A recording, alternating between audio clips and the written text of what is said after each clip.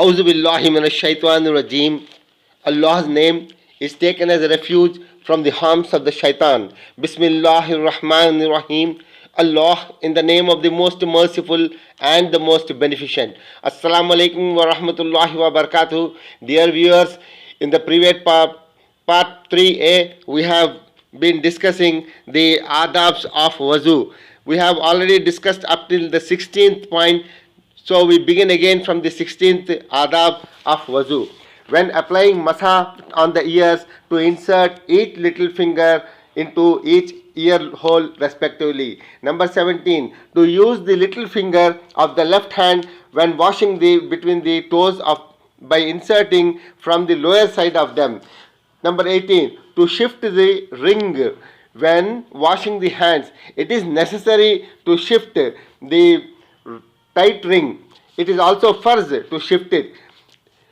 Number 19, not to waste the water though it may be plentiful. Number 20, not to use too little water as if you were applying an ointment. During each washing of 3 times, at least 2 drops of water must fall from the part washed. Number 21, after using a container for ablution, to leave the container full of water. You should put the ewer in its place with the mouth pointing towards the Qibla. Any other traveler who wants to perform namaz can easily determine the direction of the Qibla by the way of the ewer's mouth. Number 22, to recite the prayers, Allahumma ij'alni minat tawwabin. Number 23, to perform 2 rakats of namaz called tahiyatul wazu or subah after an ablution. Number 24, to make an ablution even though you have an ablution. In other words, after performing one namaz, to renew the ablution for the next namaz though you may have an ablution. Number 25, to clean the inner corners of the eyes and clear away the dried mucus in the eyelids when washing the face. Number 26, when washing the face, the arms, the feet, to wash a little more than the compulsory amount. When washing the arms, we must fill our palms with water and then pour it towards our elbows. Number 27, when performing an ablution, not to let the water used splash back on your body or on your clothes, etc.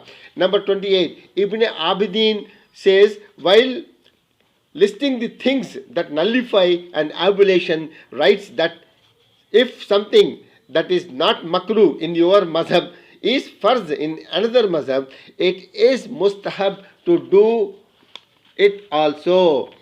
Imam Rabbani wrote a letter number 286 that since the rubbing of the limbs, dhalk, is farz of an ablution in Maliki madhab, one should certainly rub them. While explaining the talaq, Ibn Abidin wrote that it is better for a Hanafi Muslim to imitate the Maliki madhab because Imam Malik was in the position of a disciple to Imam Azam Abu Hanifa Khaddasallahu Sirul Aziz.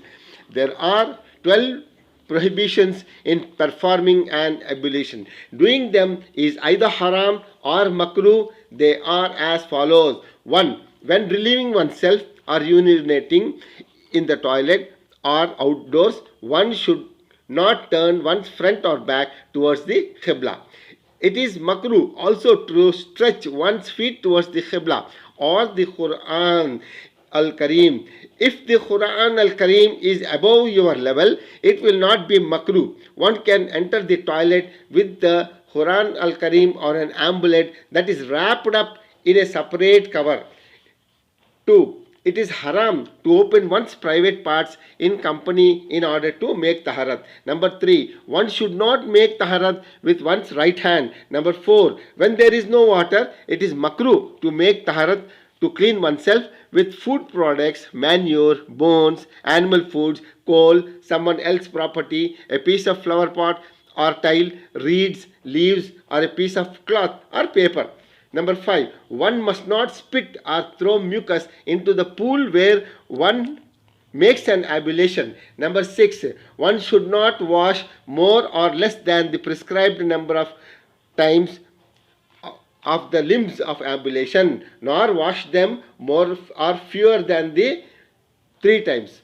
Number 7, one must not wipe one's limbs of ablution with the same cloth used for taharat. Number 8, while washing the face, one must not splash the water onto one's face, but pour it from the upper forehead downwards. Number 9, one must not blow on or over the surface of the water. Number 10, one must not close one's mouth or eyes tightly, even if a tiny part of the outward part of the lips or eyelids is left dry, the ablution will not be acceptable. Number 11, one must not expel mucus from one's nose with one's right hand. Here, the Prophet Muhammad ﷺ has declared clearly that a person who cleans his nose or expels the mucus with the right hand is not one of us. Number 12, one must not make masa on one's head, ears or neck more than once after moistening the hands each time, but it can be repeated without moistening the hands again. An important note, unless there is a strong necessity, that is zarurat, the following 11 rules must be obeyed. 1. A person with both hands paralyzed or no hands at all cannot make taharat. Instead, he makes tayammum by rubbing his arms on some soil and his face against a wall. If there is a wound on his face, he performs namaz without an ablution in order not to miss namaz. Number 2, if a person is sick, his wife, jariya, children, sisters, brothers may help him perform his ablution. Number 3, making taharat with stones and the like is the same as making it with water. Number 4, if a person who went mad or fainted did not recover within 24 hours, he would not have to perform missed namaz when he recovers. He who loses consciousness by taking alcohol, opium or medicine must perform each omitted prayer. A person who is so heavily ill that he cannot even perform namaz by moving his head while lying down, even if he is conscious, is exempted from performing namaz. However, this state must have continued for more than 24 hours.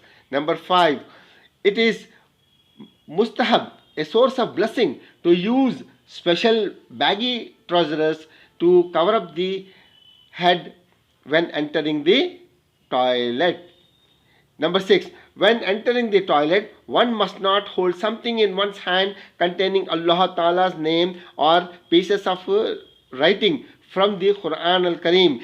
It must be wrapped up with something or it must be in one's pocket. The case is the same with an amulet. Number 7,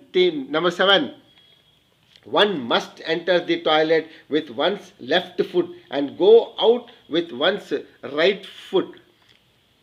Number 8, in the toilet, one must open one's private parts after squatting and one must not talk. Number 9, one must not look at one's own private parts or at the waste material or spit or chew gum or smoke. Number 11, one must not urinate into any water on a wall of a mosque, a cemetery, or onto any road. Things that nullify an ablution. It is written in the book Halabi in the Hanafi Madhab, 7 things nullify an ablution. Firstly, everything excreted from the front or rear organs. For example, breaking wind breaks an ablution. Only the wind coming out of a man's or a woman's front does not break an ablution. This happens with very few people. The worms coming out of the mouth, ears or wounds or on the skin do not break an ablution.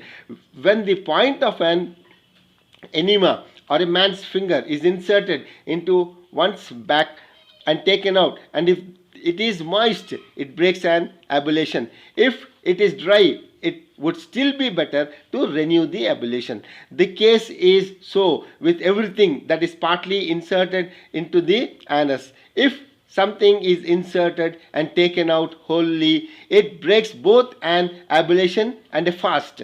If a person's hemorrhoids come out and he drives them back in with his hands or something like a cloth, his ablution will be broken. When a man puts some oil in his urethra and it flows out, it does not break his ablution according to the Imam Azam Abu Hanifa Qaddasallahu Ta'ala Sirul Aziz. When a woman applies vaginal lavage, the liquid that flows out breaks her ablution.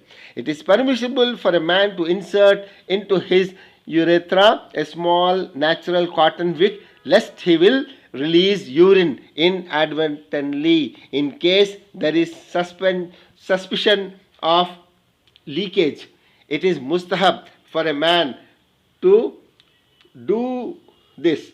But if he sees that it prevents leakage, it will be wajib for him to use it. Synthetic cotton is not advisable unless part of the cotton remains outside is moistened. The ablution will not be broken. And if the cotton is dry when it is taken out, the ablution will not be broken either. So is the case with the piece of cloth called kursuf, which women insert in their front.